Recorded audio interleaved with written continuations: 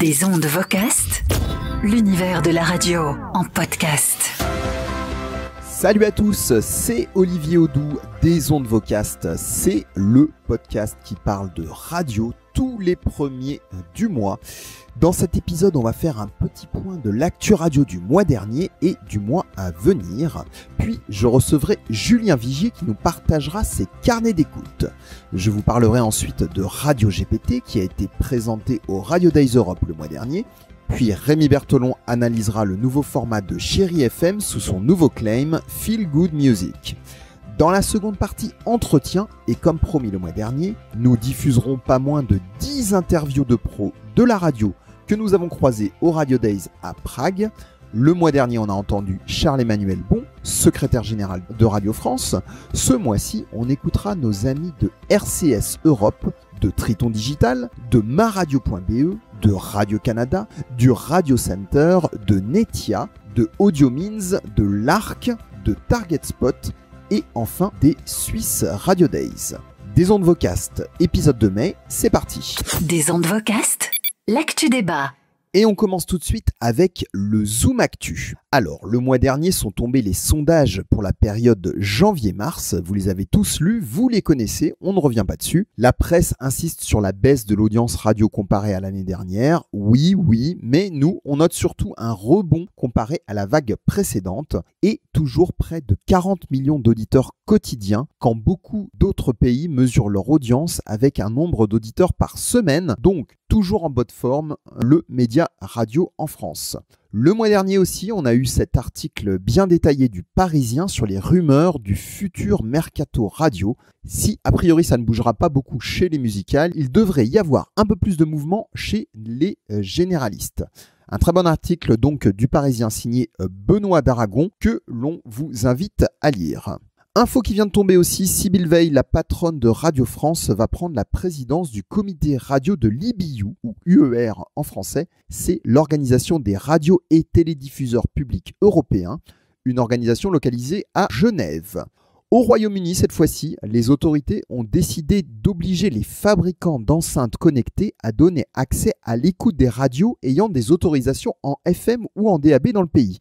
Alors c'est intéressant car dans l'Union européenne, ce sont les autoradios et les transistors qui doivent donner accès au DAB, à la radio numérique terrestre, donc en broadcast alors qu'ici au Royaume-Uni, on parle d'obligation sur des récepteurs d'écoute en ligne via l'IP. Donc en gros, l'objectif derrière, c'est d'empêcher les géants du web de potentiellement couper l'accès aux marques de radio historiques du pays. Toujours au Royaume-Uni, le président de la BBC, Richard Sharp, a dû démissionner sur un soupçon de conflit d'intérêts. Juste avant d'être nommé à ce poste, il avait aidé le Premier ministre de l'époque, Boris Johnson, à obtenir un prêt immobilier auprès d'une de ses connaissances. Cette affaire empoisonnait la BBC depuis des semaines, mais le rapport d'enquête interne a été catégorique sur la faute commise. Le mois prochain, les 15 et 16 juin, c'est le retour de la fête de la radio avec des événements un peu partout en France. À Paris, le 15 juin, il y aura le forum du World DAB consacré à l'automobile. Et le 16 juin, l'Arcom organise dans ses locaux une matinée d'échange sur les enjeux du média radio. Et puisqu'on parle du DAB+, Nicolas Curien, au Radio Tour de Lyon le mois dernier, a jeté un pavé dans la mare en proposant de fixer une date d'extinction de la FM en 2030. L'Arcom lui a répondu que le livre blanc qui va collecter jusqu'à l'année prochaine les avis de tous les acteurs de la radio sur l'avenir de ce média couvrirait ce point, donc patience. En attendant, le DAB+ métropolitain qui couvre Paris-Lyon-Marseille actuellement devrait connaître une extension de sa couverture au second semestre de cette année, aux côtés bien sûr de tous les multiplexes locaux et régionaux déjà ouverts et en cours de lancement. Et puisqu'on parlait du Radio Tour, il y a eu de très bons retours de ceux qui ont assisté à la première session à Lyon. Les gens sont contents de se revoir et les contenus étaient solides. On vous rappelle les deux prochaines dates, ce jeudi 4 mai à Nantes et le jeudi 1er juin à Lille. Voilà pour le Zoom Actu et je reçois tout de suite Julien Vigier. Salut Julien. Bonjour Olivier et salut à toutes et à tous, chers auditeurs des ondes Vocast. Toujours un plaisir de vous retrouver tous les mois. Tu diriges VO2X, société de production de contenu audio pour les entreprises. Et d'ailleurs, j'ai lu dans CB News que VO2X allait produire les podcasts de la Dépêche pêche du midi, donc félicitations à vous. Alors, ce mois-ci, dans tes carnets d'écoute, Julien, tu nous fais un grand écart avec l'écoute de 2 radios, une petite et une grande. Oui, le grand écart en audience du moins, puisque je vous parlerai dans quelques instants du Morning de Jules sur Oxygène Radio. Mais tout de suite, on va commencer par Affaires étrangères et c'est sur France Culture. Alors, je n'écoute pas France Culture durant la journée, en voiture, sur le téléphone ou quoi que ce soit. C'est en linéaire, je ne l'écoute pas, mais par contre, en podcast, je suis tombé sur cette émission. Et alors, c'est par hasard, vraiment, je cherchais, pour rien de cacher, Affaires sensibles, donc je tape Affaires sensibles dans la barre de recherche d'Apple Podcast. Et finalement, je vois qu'en numéro 2, on me propose Affaires étrangères. Je clique et je tombe donc sur la vignette de présentation, Christine Ockrent. Ça me met en confiance, j'aime bien cette journaliste. Et je commence à écouter une émission. Alors, comme on s'en doute, c'est l'actualité des affaires étrangères avec une thématique, un grand thème par semaine, 1 heure pour le traiter avec Christine Ockrent et ses invités, Israël sur la brèche, Trump devant la justice, l'onde de choc politique, Irak, États-Unis 20 ans après, voilà pour les derniers épisodes, ou encore l'Europe face à la guerre, ça c'est le tout récent.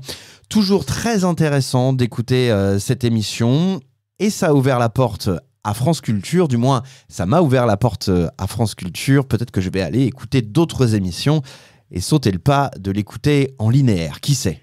Et donc la deuxième radio à laquelle tu t'es intéressé ce mois-ci, c'est Oxygène Radio. Alors celle-là, tu l'écoutes en linéaire ? Et non, ça aussi je ne l'écoute pas en linéaire, déjà parce que c'est un morning et que le matin j'ai la chance de pouvoir dormir un petit peu. Et deuxièmement parce que je ne suis pas non plus dans la zone d'émission. Oxygène Radio, alors il y en a plusieurs en France. Là, on parle de Oxygène Radio qui est dans le Haut-Anjou, créé il y a 39 ans. Oxygène Radio, c'est quand même la radio numéro 1 depuis 2015 dans le Haut-Anjou et puis première radio locale aussi en Mayenne. Le morning en question, c'est le morning de Jules et s'il m'est arrivé devant les yeux, c'est surtout parce que je l'ai vu sur les réseaux sociaux, sur Insta, sur Facebook, qui font des vidéos best-of de ce qui se passe le matin avec Jules et Chris que j'avais connu à l'époque. Du groupe Start, puisqu'il était sur Vibration notamment. Et alors, c'est co-animé et c'est hyper bien. Oxygène Radio. Jules, le morning. Le morning de Jules. Le morning de Jules. 6h-10h sur Oxygène Radio. Déjà, c'est bien animé. Faut le dire.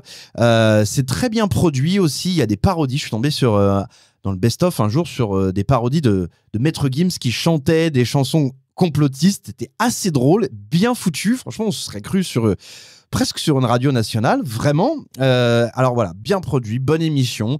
Il y a beaucoup d'humour, des speaks relativement courts, mais on a le temps quand même de s'installer avec les animateurs. Pour une radio, alors je mets énormément de guillemets, petite radio du GIE, petite radio locale. Je trouve que c'est un morning qui vraiment se donne les moyens, voilà, et ça s'entend véritablement. Il y a des radios plus importantes en nombre d'auditeurs qui devraient regarder un peu ce qui se fait sur Oxygène Radio tous les matins. Ça vaut le coup d'œil ou le coup d'oreille. Merci Julien Vigier, on te retrouve le mois prochain. Et comme promis, je voulais vous faire un petit débriefing sur Radio GPT. C'est la société américaine Futuri. Elle a fait le buzz il y a quelques semaines en sortant ce produit, une radio entièrement automatisée grâce à l'intelligence artificielle. Son président, Daniel Anstading, était au Radio Days Europe à Prague fin mars et il a expliqué comment fonctionnait Radio GPT qui est déjà utilisé par des radios outre-Atlantique. Alors, comment ça fonctionne Radio GPT ? C'est un modèle en 3 couches. Il y a 1, les données d'entrée, 2, la génération de contenu dynamique grâce à l'intelligence artificielle, et enfin 3, la génération des interventions avec des voix de synthèse. Alors, en ce qui concerne le premier point, les données d'entrée, Radio GPT prend d'une part la playlist de la radio depuis son logiciel d'automation pour savoir quand est-ce qu'il doit générer des speaks dynamiques, et d'autre part, il utilise des sources de données d'information, des fils d'information ou même les réseaux sociaux qui serviront à générer ces contenus dynamiques grâce à l'intelligence artificielle. Alors le résultat est pas mal et très prometteur, les voix s'humanisent. Vous pouvez même cloner la voix d'un animateur réel de vos équipes si vous le voulez. Alors il y a encore pas mal de petites choses à ajuster, mais tout va très très vite. Futury souligne les nombreux avantages de Radio GPT. Alors par exemple la déclinaison en local de vos shows nationaux, de l'information locale automatique, l'infotrafic en temps réel, la météo, mais aussi même de vrais shows avec des animateurs multiples virtuels qui se répondent les uns aux autres. Oui, ça peut aller très loin. Alors, bien sûr, cela pose des questions éthiques en termes d'emploi, bien sûr, mais aussi en radio en termes de fiabilité de l'information et de l'origine de ses sources. Alors, Futury rassure là-dessus en disant que l'engin se nourrit des ajustements que fera l'humain petit à petit au fur et à mesure du déploiement d'une radio utilisant Radio GPT. Et en ce qui concerne l'emploi, Futury dit que les humains ne seront pas remplacés par des machines, mais ils seront remplacés par d'autres humains qui, eux, seront capables d'utiliser, de paramétrer et de maintenir ces machines utilisant de l'intelligence artificielle. Donc, en gros, autant comprendre ces nouvelles technologies que de les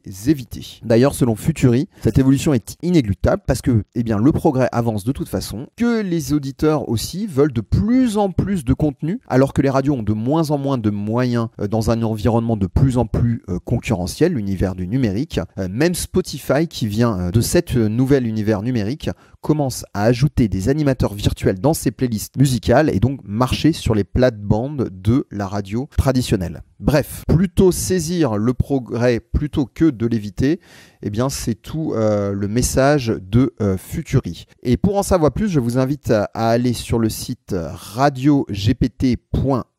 Radio GPT n'est qu'en anglais pour le moment. Futury annonce que d'ici un mois, seulement un mois, il y aura 6 nouvelles langues, dont le français, qui seront supportées par Radio GPT. Quand on vous dit que le progrès arrive et arrive vite, il est là. Voilà, fin de cette page sur Radio GPT et j'accueille à présent Rémi Bertolon. Salut Rémi. Bonjour Olivier, bonjour tout le monde. Alors, ce mois-ci, tu t'es intéressé au changement du réseau Chéri FM. La radio féminine du groupe Énergie fait évoluer son format. Et oui, du changement du côté de Chéri, ça fait plaisir. Depuis la petite reculade du réseau Chéri redevenu Chéri FM, il ne s'était pas passé grand-chose, juste une modification du duo en morning avec le départ de Sophie Coste, remplacée au pied levé par Tiffany Bonvoisin, mais toujours le lead avec Alexandre Devoise. Le duo devrait être conforté normalement pour la rentrée de septembre. Alors je dois dire que j'ai une affection toute particulière pour Chéri FM. Certains qualifient cette radio de secrétaire, je trouve ça vraiment péjoratif. Alors qu'en tant qu'animateur, vraiment j'ai adoré travailler ce format. Je suis d'ailleurs toujours en contact avec des auditrices et des auditeurs, et de temps en temps je les sollicite pour leur demander leur avis sur tel titre ou une opération antenne ou un rendez-vous que j'ai mis en place récemment. Oui, alors pour Chéri FM, il était temps d'apporter du changement. Et je dirais même, Olivier, c'était inévitable, et ce pour 2 raisons. La première, c'est Nostalgie. Dans le même groupe, comme vous le savez, quand on entend sur Nostalgie, Mécano, Une femme avec une femme, Desri, le titre Life ou encore France Gall, évidemment, on se dit que c'est une programmation qui pousse Chéri FM à évoluer, d'autant que Nosta est conforté par ces résultats. Et puis la deuxième raison, c'est aussi que les artistes eux-mêmes ont changé, évolué. Je pense à Sam Smith, je pense à Ed Sheeran. Il propose une musique qui est complètement différente. Il est donc naturel de faire évoluer son format pour rester cohérent avec ses artistes et ses chanteurs phares. On se souvient, il y a quelques années, Skyrock avait fait la même chose avec les Black Eyed Peas et certains s'étaient posé quelques questions. Chéri FM, c'est Sia.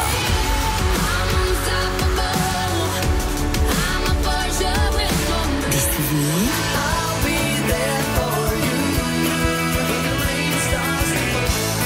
Et la musique qui vous fait du bien.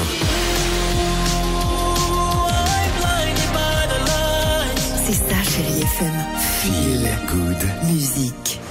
Alors, la programmation musicale a donc évolué. Chéri FM augmente le tempo, n'est-ce pas ? C'est ce qui fait tout de suite du bien à l'oreille. Et pour augmenter le tempo et être dans un bon esprit, on injecte des titres un peu urbains des années 90-2000. On est toujours sur Craig David, Mary J. Blige, Will Smith. On a des golds, toujours là, présents, forcément Foreigner, mais enchaînés directement avec un playlist comme l'ISO. Et puis côté francophone, tout le bonheur du monde, Sinsemilia, on garde des artistes phares Chéri FM, Calogero, met le titre Face à la mer avec Passy, Goldman c'est juste après, Et puis ça tombe bien, il y a aussi les artistes de la maison Chérie FM qui proposent des titres playlist qui sont beaucoup plus actuels, comme Christophe Maé, Pays des merveilles, touche ensoleillée. Christophe Willem, son tube, il a 1 an, mais on ne se lasse pas. PS Je t'aime. Donc ça appuie cette nouvelle programmation. Et puis le nouveau claim, Chérie FM, Feel Good Music. Dans un premier temps, évidemment, vous êtes peut-être comme nous, Olivier, on a pensé à Feel Good Music, on a pensé à FG. Oui, mais FG Feel Good, c'est terminé. Ils sont revenus au cultissime FG DJ Radio depuis septembre déjà, il me semble. Bon, dans l'ensemble, donc, Chérie FM prend forme, Rémi. Ce qui fait vraiment plaisir, c'est notamment la programmation le matin, en morning, avec un tempo qui va quand même mieux pour lancer sa journée. Le claim qui s'installe progressivement. Il y a encore des speaks avec les 2 claims donnés par l'animatrice ou animateur. Les plus belles musiques et Feel Good Music, histoire de vraiment y aller mollo pour les auditrices et auditeurs qui écoutent. Et puis, apparition, il me semble récemment, d'une voix masculine pour accompagner l'indétrônable Nathalie Avril, rendant hommage à ce boulot-là. En termes de comédien voix off, pour les radios, on parle toujours systématiquement de Richard Darbois, évidemment, c'est totalement mérité, la voix d'énergie. Mais rendons hommage vraiment à cette incroyable, indétrônable voix, cette fraîcheur Nathalie Avril. On a l'impression qu'elle a fait son premier jingle la semaine dernière. Elle a commencé en 2002, j'ai regardé son CV, impressionnant d'ailleurs, mais en 2002, et elle n'a jamais lâché l'affaire. Une vraie professionnelle, une profondeur dans la voix, donc chapeau à Nathalie. Oui, bravo à elle. Merci Rémi. On te retrouve le mois prochain. Et d'ailleurs, je rappelle que tu produis le voice track Rémi et Jam. Et d'ailleurs, tu m'as dit juste avant l'émission que tu faisais des portes ouvertes de ton show sur Internet durant le mois de mai. Donc si ça vous intéresse, vous allez sur le site de Rémi et Jam. Fin de cette partie Actu Débat. Comme promis, on enchaîne avec nos mini-entretiens réalisés dans les couloirs des Radio Days Europe le mois dernier à Prague. Des ondes vocastes, l'invité. Et donc ce mois-ci, ce sont des invités. On va tout de suite chez AudioMeans. Olivier Orandam, bonjour. Oui, bonjour. Tu es en charge de AudioMeans. Qu'est-ce que c'est AudioMeans ?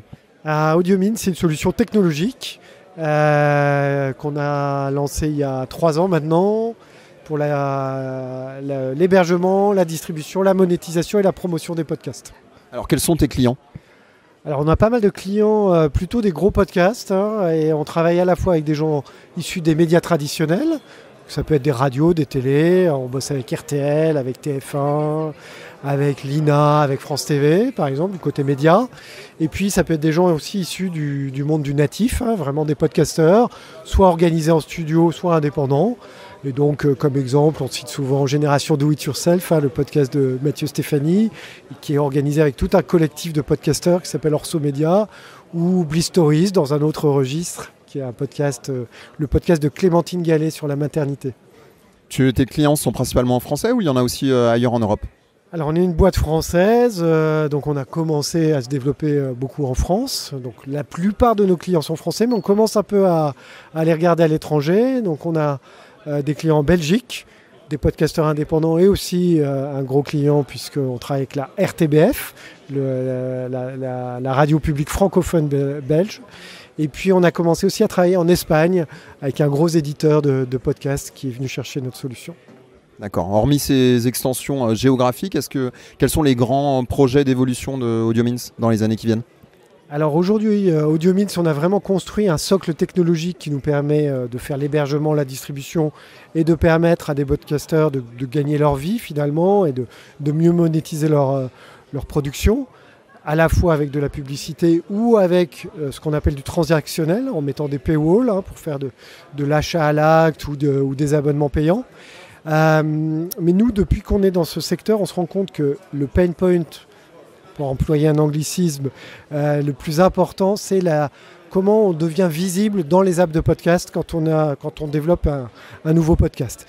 Et donc, sur la base technologique qu'on a créée, on est en train de développer un nouveau produit qui s'appelle CrossPod, qui est un produit de cross-promotion entre les podcasts, mais non pas avec des pubs audio, mais avec des liens sponsorisés. Et donc, c'est un produit qui va permettre des podcasts qui se créent, que ce soit des podcasts édito ou des podcasts de marque, d'être finalement embarqués dans des podcasts qui sont déjà bien installés pour être rendus visibles à la base de fans, aux followers, et pouvoir ainsi générer de la visibilité et des écoutes pendant leur lancement.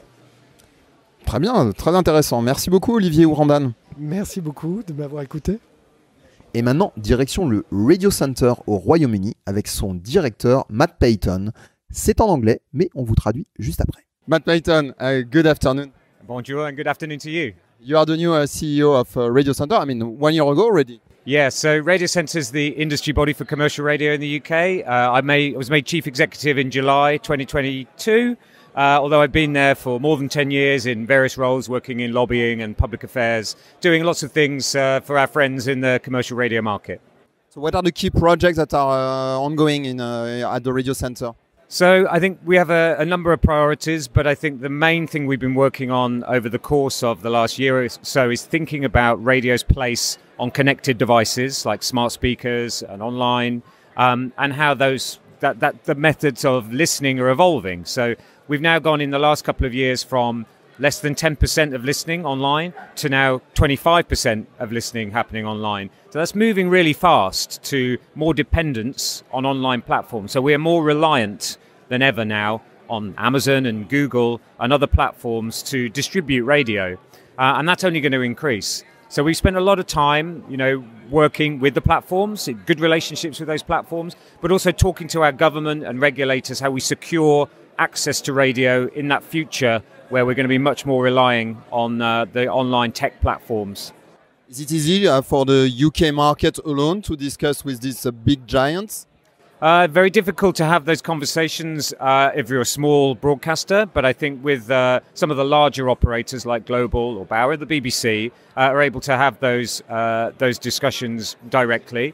I think increasingly in the car environment, which is really important to radio, we've been doing that together, both public and private broadcasters, but also across Europe and beyond. So Radio Player, who are behind you, are a really good means of bringing together the whole industry, radio and audio, to have meaningful conversations with the car companies. And so yesterday they were able to announce that Radio Player will be powering the car radios for Renault, hybrid radios that have the best of broadcast and internet connection and the best experience in cars. And that's going to be really important for the future because it's crowded on the car dashboard now with different types of streaming apps and different environments. So the place of radio is really important for listeners and is really important for broadcasters. The UK has also been a pioneer in terms of digital radio broadcast, DAB.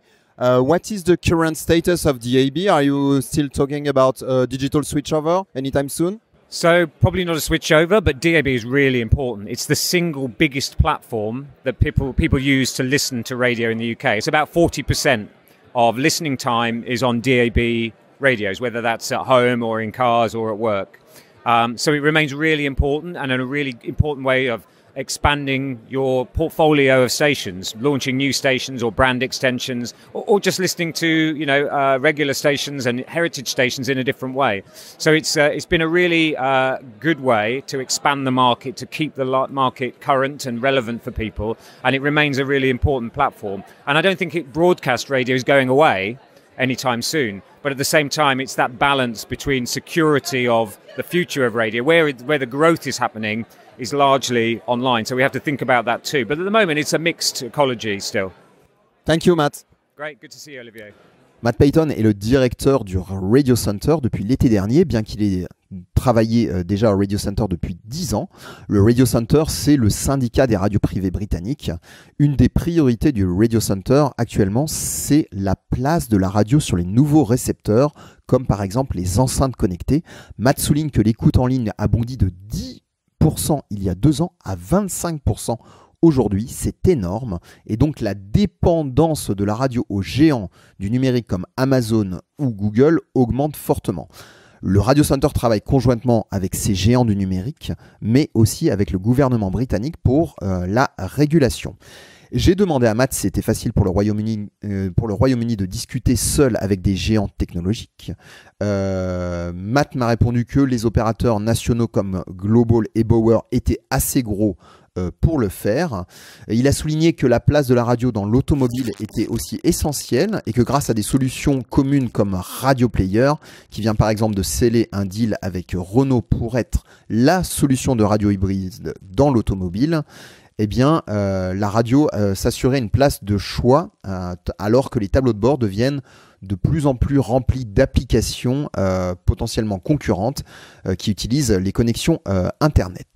J'ai demandé enfin à Matt quel était le statut du déploiement du DAB, le Royaume-Uni ayant été un marché pionnier pour la radio numérique terrestre.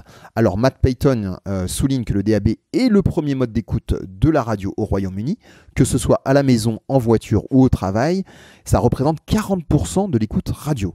Il souligne que le DAB a permis d'augmenter énormément l'offre radio en termes de déclinaison de programmes, de nouvelles radios, et donc que le broadcast reste un canal essentiel pour la radio. Matt ne parle pas de projet d'extinction de la FM pour le moment, car ce mix entre le broadcast FM plus DAB et le online fournit pour l'instant un microcosme qui permet de garder une place de choix pour la radio sur tous les types de supports dans le contexte de l'explosion des usages sur le numérique. Et nous allons à présent chez nos amis de Target Spot et Shoutcast. Mario Cabañas, bonjour. Bonjour. Tu es le CEO de Target Spot et de Shoutcast.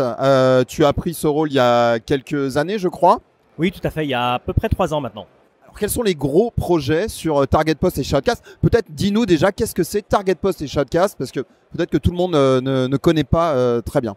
Alors Target Spot, c'est une entreprise active sur l'audio digital et sur une niche particulière qui est la monétisation. Donc en fait, on accompagne toute une communauté active sur l'audio, que ce soit des radios ou des podcasteurs, et qui cherchent en fait des solutions pour monétiser, mettre de la valeur en fait sur leur production. Et donc nous, on connecte en fait ces créateurs de contenu audio avec des agences de communication, des annonceurs, des marques qui viennent en fait insérer de la publicité sur ces contenus-là. Ça, c'est ce que fait Target Spot. Shoutcast, eux, travaille plutôt sur la diffusion en fait de ces contenus audio. C'est plutôt orienté sur les radios digitales et donc Shoutcast propose une plateforme de streaming pour ces radios digitales pour pouvoir se connecter finalement au monde. Quelles sont les synergies entre ces deux entités? Alors concrètement, les synergies, c'est que les radios qui utilisent aujourd'hui Shoutcast comme étant une plateforme de streaming ont l'opportunité d'être nativement monétisées par les équipes de Target Spot, puisque Target Spot a cette particularité de à la fois faire de la monétisation, on va dire, via des canaux programmatiques. Ça signifie, en fait, c'est des machines qui règlent, en fait, les processus d'achat-vente au niveau de la publicité. Mais en même temps, on a des équipes commerciales dans 27 pays qui, aujourd'hui, viennent valoriser l'ensemble de ces audiences auprès des agences. Alors, quels sont les gros projets qui attendent Target Spot et Shoutcast dans les mois et les années qui viennent? Alors, sur les gros projets, je dirais, il y en a essentiellement 2 côté Target Spot. Le premier, c'est le projet d'intégration avec Azerion, puisque Azerion a racheté Target Spot et Shoutcast il y a maintenant 3 mois. Et donc, ce projet d'intégration ouvre énormément de synergies chez Target Spot, d'abord sur un domaine commercial, puisqu'on va pouvoir désormais opérer sur plus de 27 pays. On a des centaines de nouveaux collègues à qui il faut évangéliser les bienfaits, on va dire, de l'audio digital et toutes les synergies qu'on peut créer sur la monétisation. Donc ça, c'est un premier élément. Le deuxième élément, en fait, c'est un nouveau créneau qu'on cherche à créer, qu'on a créé déjà cette année-ci avec une marque qui s'appelle Target Play, qui est désormais totalement intégrée chez Azerion et qui se focalise en fait sur la monétisation de l'audio dans les jeux mobiles. Donc concrètement, on parle des jeux mobiles sur lesquels il y a généralement un espace publicitaire relativement contraignant, puisqu'en fait on interrompt l'expérience de jeu avec des rewards vidéo ou des banners qui viennent couvrir une partie de l'écran, et il faut se battre pour trouver la croix pour pouvoir enlever le banner. Ici, la proposition qu'on a créée, en fait, c'est clairement en fait un message publicitaire audio qui est non intrusif. donc qui vient en fait en superposition avec l'expérience de jeu. Et concrètement, Azerion a déjà en fait énormément de jeux, des jeux mobiles et des jeux desktop, et sur lesquels on est en train de travailler sur ce produit pour pouvoir l'intégrer et de proposer une énorme alternative à cette grande communauté de développeurs de jeux mobiles qui sont évidemment financés par la publicité, mais on va dire c'est un grand dilemme, puisque concrètement en même temps qu'ils arrivent à avoir de la monétisation dans la publicité, ils heurtent d'une certaine manière aussi l'expérience de jeu. Et vraiment, nous on croit que la publicité audio pour les jeux mobiles, c'est clairement une des belles solutions pour eux. Très bonne idée en effet. Merci. Et tout de suite, on part chez RCS Europe. Lionel Guiffan, bonjour. Bonjour. Je suis responsable de RCS pour la zone Europe. Alors, quelles sont les dernières nouveautés de RCS? RCS, c'est partout, c'est dans toutes les radios. Quels sont vos axes de développement, alors tant en termes de nouveaux marchés que de nouveaux produits? Alors, sur les produits, aujourd'hui, je dirais, on est un peu dans la tendance de tout le monde. C'est-à-dire, on va vers le cloud définitivement. Aujourd'hui, c'est le portage de tous nos logiciels phares, comme G-Selector et en particulier Zeta dans le cloud, et l'ensemble de la virtualisation d'un studio pour travailler en temps réel. Parce que ça, c'est vraiment le point qui nous tient le plus à cœur, c'est-à-dire de travailler à distance. Aujourd'hui, on peut tous le faire et c'est assez facile, entre guillemets, techniquement. C'est beaucoup plus difficile d'être chez soi, de faire son voice et d'être en temps réel pour pouvoir écouter la voix retour, choses là. Donc aujourd'hui, vraiment, c'est vraiment le travail en temps réel sur Internet. Et en termes de nouveaux marchés? Alors en termes de nouveaux marchés, en termes de nouveaux marchés, je dirais il y a du développement sur toute l'Europe. Malheureusement, les choses sont économiquement, on va dire, c'est un peu compliqué partout en ce moment. Donc on développe évidemment. Après, c'est vrai que c'est notre diffuseur Zeta qui est vraiment la locomotive actuelle et donc qui emmène l'ensemble des produits. Après, on est comme tout le monde, on assiste au regroupement des médias, à avoir de plus en plus de gros groupes en face de nous, donc c'est d'autres stratégies. Alors je reviens sur la solution du cloud. Est-ce que ça engendre des problématiques aussi en ce qui concerne la cybersécurité? Ah oui, bien sûr. Alors, le cloud par lui-même, pas trop. Aujourd'hui, c'est plutôt la sécurité chez les clients ou dans les grands groupes qui est vraiment très, très, très difficile, très pointu. Aujourd'hui, on est obligé de répondre à des tas de cahiers des charges et c'est normal. Je veux dire, tout le monde comprend très, très bien. Après, sur le cloud, oui, c'est la même chose. De toute manière, il faut être parfaitement protégé. C'est quelque chose qu'on développe depuis assez longtemps puisqu'on a un système de copie de base de données qui permet de remonter s'il y a un problème particulier. Et qui effectivement sur des systèmes qui jusqu'alors n'ont pas eu de problème de sécurité encore. Après, c'est de l'informatique. Donc okay, on croise les doigts. Donc. Oui, il n'y a pas le choix. Merci Lionel Guiffan. Merci. Maintenant, direction le Québec avec l'ARC, l'Association des radios communautaires du Québec. François Carrier, bonjour. Bonjour. Tu es le nouveau président de l'ARC ARCQ. Alors, qu'est-ce que c'est l'ARC ? C'est l'Association des radiodiffuseurs communautaires du Québec. Ça fait en fait depuis 1 an et demi, effectivement, que je suis président. Et je dirais que ce qu'on peut voir avec l'ARC, c'est 37 stations de radio qui sont vraiment présentes sur tout le territoire du Québec. Et pas juste dans les grands centres ou dans les régions. On a aussi dans des régions un peu plus éloignées. C'est ce qui nous caractérise. On est vraiment un groupe de radio qui est géré pour et par sa communauté. C'est vraiment la différence que ce qu'on voit avec les autres groupes radio qu'on peut voir. On est vraiment, je dirais, assez à part par rapport à cette situation-là parce que on est très proche de notre collectivité. C'est-à-dire que dans nos communautés, les gens peuvent devenir membres, être membres d'une station de radio et avoir leur mot à dire, entre autres, sur la gestion. Une des particularités de ces radios communautaires, c'est qu'elles peuvent faire de la publicité, contrairement à la France. Enfin, en France, dans un scope assez limité. Je dirais que c'est une de nos forces d'ailleurs, parce que la force qu'on a principalement chez nous, c'est que on a une diversité en termes de financement. C'est-à-dire qu'on a évidemment la chance de pouvoir vendre de la publicité, également d'avoir une certaine partie d'aide gouvernementale, mais il faut se rappeler quand même que 80% de nos stations de radio, là, ils sont auto-finançables, c'est-à-dire qu'ils s'auto-financent déjà, ils sont autonomes à 80% de leur financement. Et aussi, on a la chance d'avoir ce qu'on appelle les jeux comme le bingo, entre autres, le bingo radio, qui nous aide également à fonctionner, de produire de l'information locale. L'espèce de loto. Et comment ça passe, du coup, la compétition avec les vrais acteurs commerciaux? Je dirais que ça dépend toujours du territoire. Et en général, on se débrouille très bien de notre côté. On a pris beaucoup de parts de marché au cours des dernières années, entre autres parce que justement, on a ce lien-là avec la communauté, un lien qui est très proche. Et faut se rappeler, on a aussi du bénévolat au sein de nos stations de radio. Il y a plus de 600 bénévoles au sein des stations de radio communautaires au Québec, ce qui est quand même pas rien. Et on parle maintenant de la plus grande salle de presse en région au Québec. C'est 50 journalistes chez nous et plus qui font de l'information, 250 employés également, avec les animateurs et autres. Donc ça, c'est une force que les autres, je dirais, joueurs n'ont pas nécessairement.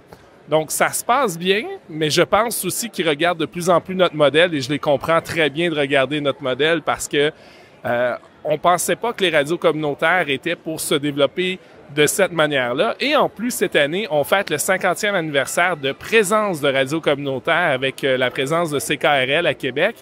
Et après ça, on a vu, au cours des 50 dernières années, vraiment ces médias-là apparaître parce qu'il y avait des besoins. Il y avait des besoins, ils n'étaient pas couverts, la population n'avait pas accès à des nouvelles locales.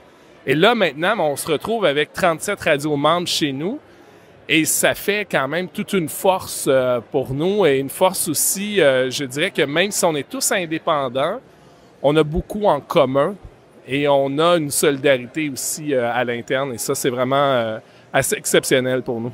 Donc de la diversité et de la proximité pour les auditeurs. Et puis ce mécanisme avec du bénévolat aussi, j'imagine, ouvre les portes pour les nouvelles générations pour apprendre les métiers de la radio. C'est ce qu'on espère. C'est toujours un défi, je pense, pour tout le monde. On a effectivement la chance d'avoir des liens avec la communauté. Donc, moi, je suis aussi directeur d'une station de radio qui est située dans le Pontiac, en Outaouais, au Québec. Et on a des partenariats avec les écoles. Donc, ça nous permet justement d'avoir une clientèle, je dirais des employés qui peuvent se renouveler. Entre autres, chez nous, dans le Pontiac, 4 de nos employés étaient des étudiants du secondaire, de l'école secondaire, il y a 6 ou 7 ans. Donc, ça nous permet d'avoir ce lien-là. Effectivement, c'est quelque chose quand même qu'il faut poursuivre parce que c'est pas nécessairement évident maintenant aujourd'hui lorsqu'on interviewe les recrues ou les candidats potentiels. Ils vont nous parler beaucoup de balado-diffusion, beaucoup évidemment de médias sociaux et autres, et rarement de radio. Donc, on a besoin encore de les sensibiliser, mais c'est une bonne façon de faire avec ce qu'on est comme ADN. Ça nous permet quand même plus facilement de le faire. Parfait. François Carrier, merci beaucoup. C'est un plaisir, merci. Et on va à présent chez maradio.be. Éric Adelbrecht, bonjour. Bonjour. Tu es le CEO de maradio.be. Alors, qu'est-ce que c'est maradio.be ? Maradio.be, c'est un consortium en fait qui reprend toutes les radios belges francophones, privées, publiques, et qui s'occupe de la transition numérique du média radio. Alors vous couvrez à la fois la partie DAB+, et aussi Radio Player, c'est ça ? Oui, on considère que c'est l'hybride de la radio, sont les technologies de demain, que ce soit dans du broadcasting pur et dur comme le DAB+, ou alors sur de l'IP comme Radio Player peut proposer aujourd'hui. Alors quels sont les grands projets dans maradio.be actuellement sur ces deux branches, la partie broadcast et la partie IP ? La première partie sur tout ce qui est broadcast, c'est le déploiement continu du réseau, parce qu'il est en déploiement, et donc on continue à en faire la promotion, et puis on prend les auditeurs par la main pour qu'ils s'équipent, parce que évidemment c'est un élément clé pour la consommation du DAB+ de demain, il faut être équipé. Ça c'est pour la partie broadcast et DAB+. Et puis sur le côté IP avec Radio Player, c'est de continuer à faire la promotion de Radio Player, à mettre en avant cette application et ce système unique qui appartient à toutes les radios et à le faire connaître le plus possible pour que demain la consommation se fasse là et pas chez des agrégateurs qui nous demandent pas l'autorisation d'utiliser nos flux. Quel est le pourcentage de l'écoute de la radio en numérique sur les deux branches broadcast et IP cumulées en Belgique à l'heure actuelle ? Alors aujourd'hui, en part de marché, en poids, on approche des 50%. On tend vers 50% de consommation digitale du média radio. Et on voit que la FM diminue au fur et à mesure parce qu'elle va être amenée à perdre du pouvoir et à être remplacée par le digital. Pas mal du tout. Merci beaucoup Eric. Merci à vous. Et maintenant, nous retrouvons Caroline Jamet de Radio-Canada. Caroline Jamet, bonjour. Bonjour. Vous êtes manageuse exécutive à Radio-Canada. Vous êtes en charge du pôle radio et audio pour la partie francophone. Quels sont les grands challenges de Radio-Canada dans un univers de plus en plus numérique? Ben écoutez, c'est de toujours rester pertinent pour notre auditoire. C'est quelque chose qui nous habite constamment. Alors de transformer en fait ce qu'on fait pour être vraiment au pas avec les nouvelles habitudes des auditeurs. Alors c'est vraiment d'évoluer dans ce nouveau monde parce qu'on a vécu une transformation déjà depuis les dernières années, mais cette transformation-là, elle n'est pas terminée. Et de rester à l'affût des prochains changements de notre industrie. Il y a beaucoup de choses qui se passent. C'est quand même assez effervescent comme je dirais, environnement présentement. Il y a beaucoup d'occasions, d'opportunités devant nous, mais il faut faire des choix. Et ces choix-là, c'est vraiment ce qui nous tient éveillés la nuit, dans le fond. Alors comment faire les bons choix? J'ai entendu dans les tables rondes que notamment la coopération à travers les différents pays était très importante. Comment fonctionnent vos groupes de travail par rapport à ces évolutions? Bien justement, nous avons un groupe qui s'appelle les médias francophones publics dont nous faisons partie et c'est un échange en fait c'est un groupe qui partage beaucoup d'informations. Pour nous, c'est quelque chose qui est très riche. On fait des coproductions parfois avec nos partenaires français. On a aussi de l'échange de contenu. Alors, sur nos plateformes respectives, nous échangeons des contenus. On l'a fait cette année avec Radio France. On travaille aussi avec d'autres diffuseurs publics pour le faire dans l'espace francophone. Alors ça, c'est ce genre de projet qu'on a fait au cours des dernières années. Et puis, on se parle aussi sur justement les défis qu'on a, les performances, les tests que nous essayons chacun dans nos marchés. Et c'est très, je dirais que c'est quelque chose qui est très, très riche pour nous d'avoir ce groupe qui échange ensemble. Quelle est votre politique en ce qui concerne les podcasts, tant au niveau des contenus que de leur distribution? Est-ce que vous avez votre application propre? Est-ce que vous les distribuez aussi via des plateformes tierces? Alors, notre position par rapport au podcast, nous avons notre propre plateforme qui s'appelle Radio-Canada Audio. Et le pari que nous avons pris, c'est vraiment de favoriser notre propre plateforme parce qu'on croit qu'on a la marque, on a aussi l'expertise, on a les contenus qui sont que nous avons créés au fil des dernières années, qui sont très, très riches. Et on s'est dit, on a la capacité de créer une destination francophone de qualité qui est très, très riche. Alors, on a pris ce pari-là de créer cette destination.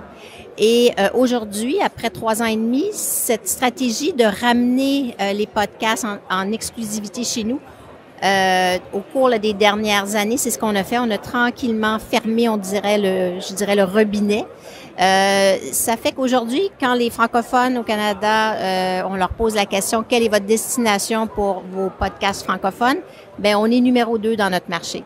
Donc, on a réussi en très peu de temps à créer cette destination et on travaille avec des partenaires pour justement faire en sorte que nous avons nos propres balados, mais on essaie aussi d'avoir les meilleurs balados qui sont faits dans l'industrie avec, par exemple, d'autres diffuseurs publics comme Télé-Québec.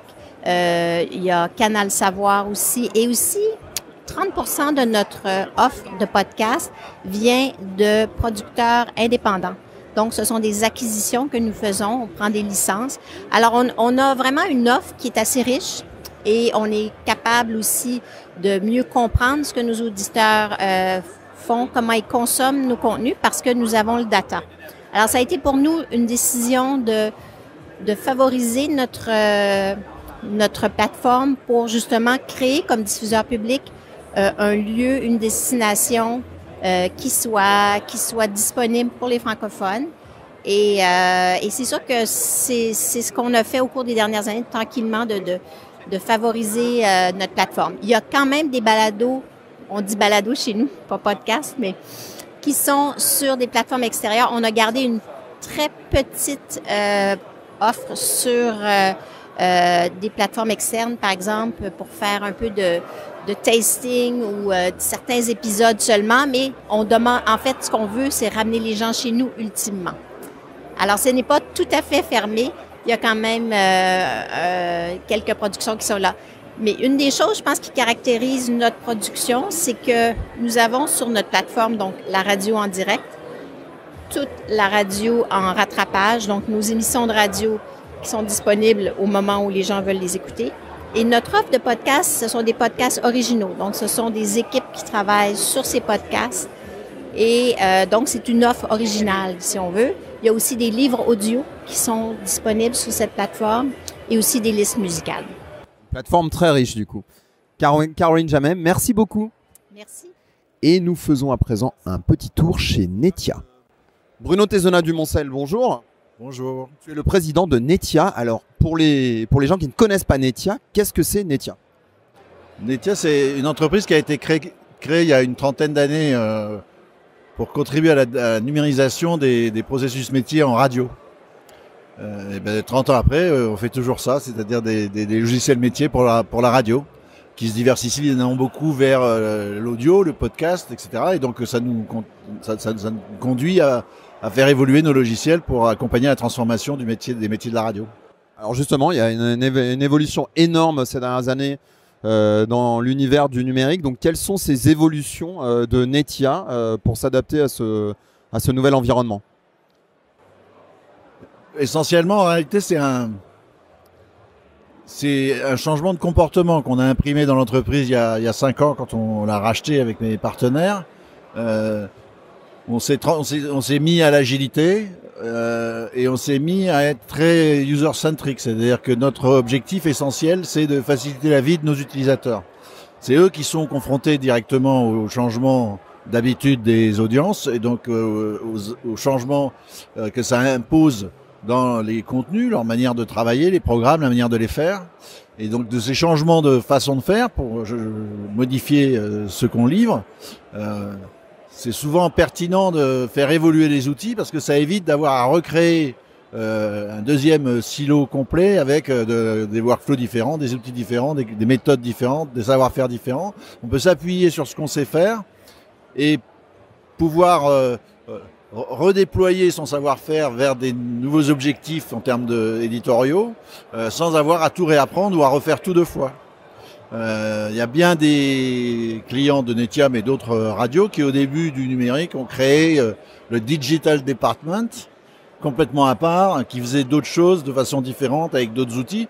Ça a du sens de faire ça, simplement à un moment donné quand ça prend beaucoup d'importance comme aujourd'hui, on peut pas faire 2 fois Radio France en multipliant par 2 toutes les équipes. Donc il va bien falloir arriver à transformer les métiers de la radio pour qu'ils puissent prendre en compte un certain nombre de sujets sans multiplier tous les coûts. Une radio qui s'intéresse à Netia, pourquoi elle choisirait Netia par rapport à un compétiteur? Alors déjà aujourd'hui, Netia s'intéresse à ses clients. C'est-à-dire qu'on ne cherche pas tellement des nouveaux clients. Le fait de travailler avec nos clients au prix normal, on se considère presque comme une équipe de développement mutualisée entre différents grands donneurs d'ordre. Parce que c'est mieux pour Radio France d'avoir une équipe d'une trentaine de personnes dédiées à son outil métier, mais qui s'alimentent aussi des idées de RTBF, qui s'alimentent des idées de la RAI, des idées de Australian Broadcasting Corporation. Tout ça, ça permet d'infuser dans les workflows une sorte d'homogénéité, une forme de garantie de pérennité, et à un coût qui est réduit puisque les coûts de l'entreprise sont partagés entre ses différents clients. Donc, disons que la base installée qu'on a aujourd'hui permet de faire vivre Netia dans son état actuel. Et si on veut être pertinent pour accompagner la transformation de nos grands clients, il ne faut pas trop courir après des petits nouveaux. Il faut déjà aider ceux-là à réussir.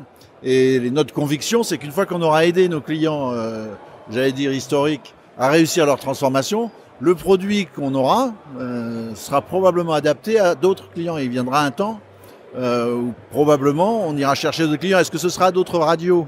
Ou est-ce que ce sera des grosses boîtes de podcasts? Ou est-ce que ce sera autre chose? Aujourd'hui, c'est difficile à dire. Donc le marché est en train de se recomposer beaucoup, les acteurs sont en train de changer, donc on ne va pas courir dans toutes les directions, on prend le parti d'accompagner nos gros clients radio et on pense que c'est la bonne vague. On va surfer cette vague-là et avec eux marcher tranquillement vers le succès de l'audio. Et concrètement, comment ça se passe avec du coup les directions informatiques de ces grands groupes? Vous avez des groupes de travail de manière régulière? Alors on a deux types d'activités principalement. Une première qui est le contrat de maintenance, son suivi pour s'assurer que le quotidien fonctionne. Et puis avec les plus dynamiques, on crée des projets spécifiques autour de projets de transformation particuliers qu'ils peuvent avoir et qui nous permettent de rajouter une fonctionnalité dans nos logiciels qui leur permettent de gagner un peu de temps sur telle ou telle étape de fabrication de telle ou telle chose. Et donc on arrive à enrichir comme ça progressivement l'outil sans jeter à la poubelle le savoir-faire de tous les gens qui sont là. Donc ça permet à tout le monde de continuer à faire son travail et de contribuer chacun dans son rôle à la transformation générale du paysage. Très bien, Bruno Tézenet du Moncel, merci beaucoup. Je vous en prie, au revoir. Et nous allons à présent chez nos amis de Triton Digital. André Talierceau, tu es le directeur pour la zone Europe de Triton Digital. Qu'est-ce que c'est Triton Digital ? Triton Digital est une plateforme en fait qui est à la fois streaming, monétisation et podcast. Donc on est dans 80 pays dans le monde et en fait Triton Digital appartient au groupe iHeartMedia qui opère à peu près 850 radios. Donc c'est le plus gros au monde et est une société cotée en bourse aux États-Unis. Donc vous êtes américain ?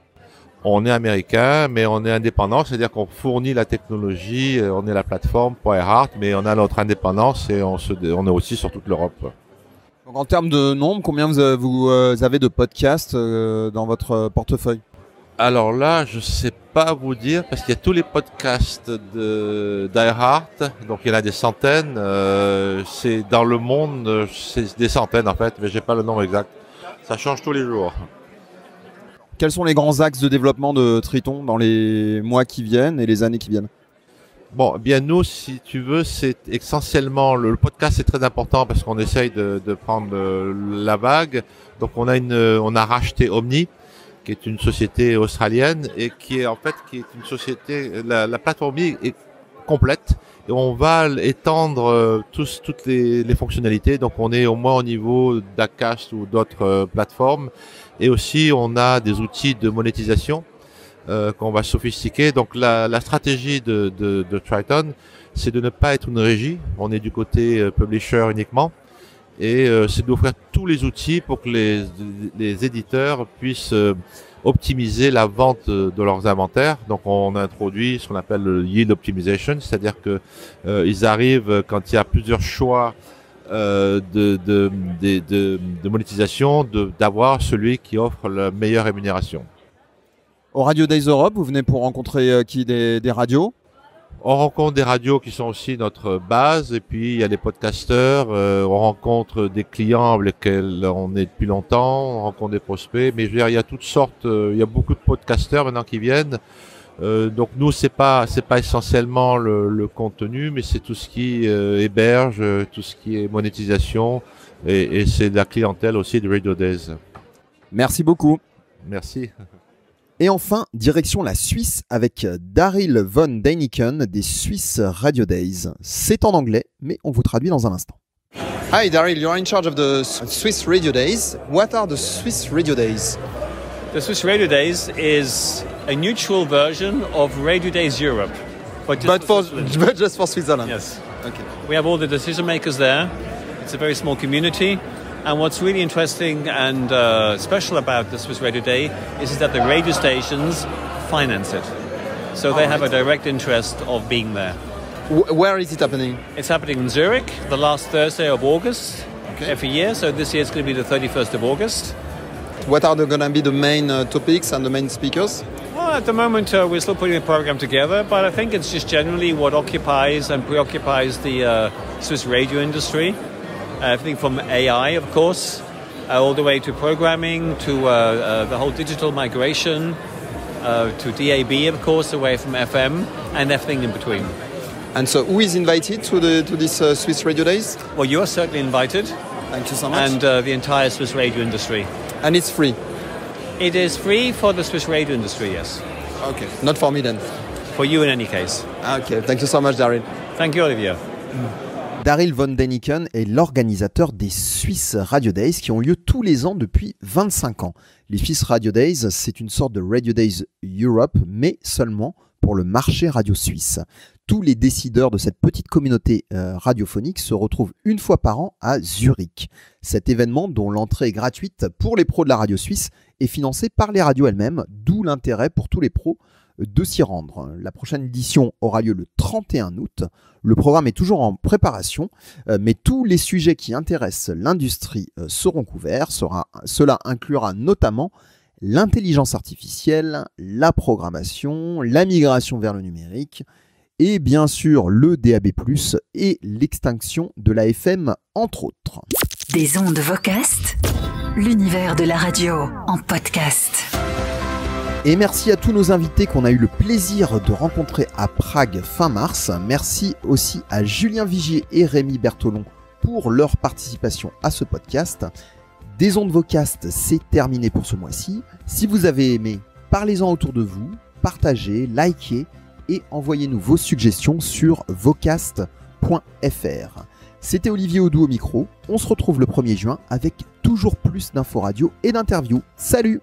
Des ondes Vocast.